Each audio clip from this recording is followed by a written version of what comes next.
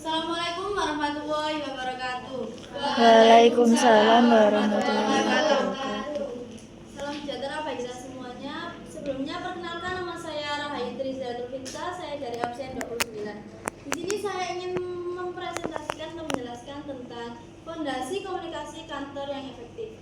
Masuk ke bagian 1, ada 5 elemen utama menurut Harold Laswell.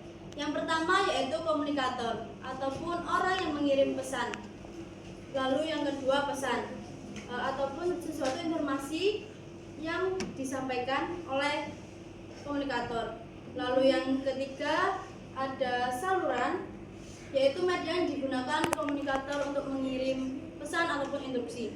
Lalu yang keempat ada komunikan atau orang yang menerima pesan dari komunikator.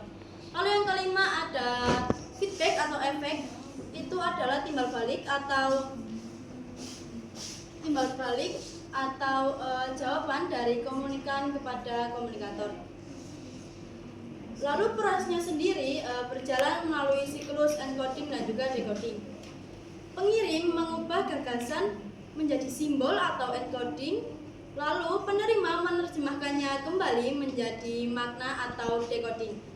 Namun di tengah jalan bisa muncul noise ataupun gangguan, mulai dari hambatan teknis, perbedaan bahasa, hingga faktor perilaku yang bisa mengganggu penyampaian pesan secara efektif.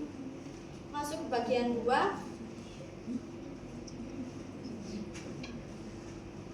Aliran dan klasifikasi informasi. Selanjutnya, bagaimana aliran informasi berjalan di kantor? Ada 3 arah utama, dari bawah ke atas, atas ke bawah, dan juga horizontal.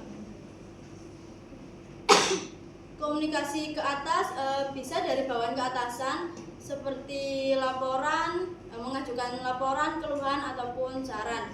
Lalu komunikasi ke bawah bisa dari atasan yang memberi instruksi kepada bawahan. Lalu komunikasi horizontal, yaitu antar pegawai setingkat atau lintas tingkatan. Digunakan untuk koordinasi tugas, berbagi informasi kebijakan, dan lain sebagainya. Selain arah, komunikasi juga dibedakan berdasarkan sifatnya. Yang pertama verbal dan juga non-verbal. Verbal sendiri baik lisan maupun tulisan. Untuk lisan contohnya seperti dari tatap muka ataupun telepon. Lalu untuk tulisan bisa berupa surat ataupun laporan. Lalu nonverbal yaitu melalui bahasa tubuh, ekspresi wajah, atau juga bisa penampilan, yaitu menyampaikan nuansa dan juga emosi yang tidak bisa diungkapkan melalui kata. Lalu bagian 3 yaitu fungsi utama komunikasi organisasi. Yang pertama yaitu sarana kontrol, yaitu memastikan wewenang dan tugas setiap orang jelas. Lalu yang kedua yaitu motivasi, yaitu memberikan umpan balik untuk meningkatkan kinerja. Lalu yang ketiga yaitu pengungkapan emosi, menjadi wadah untuk mengekspresikan perasaan dan menjaga hubungan emosional sosial antar rekan kerja.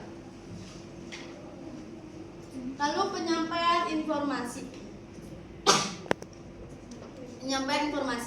yaitu menyediakan data yang dibutuhkan untuk pengambilan keputusan. Dari semua poin tersebut kita bisa simpulkan bahwa komunikasi kantor yang efektif tidak hanya tentang mengirim dan menerima pesan, melainkan memahami komponennya, mengelola aliran informasi dengan baik, dan memanfaatkan berbagai bentuk komunikasi sesuai kebutuhan. Dari pernyataan yang saya sampaikan, mohon maaf, apakah ada yang ingin ditanyakan? Baik, karena tidak ada,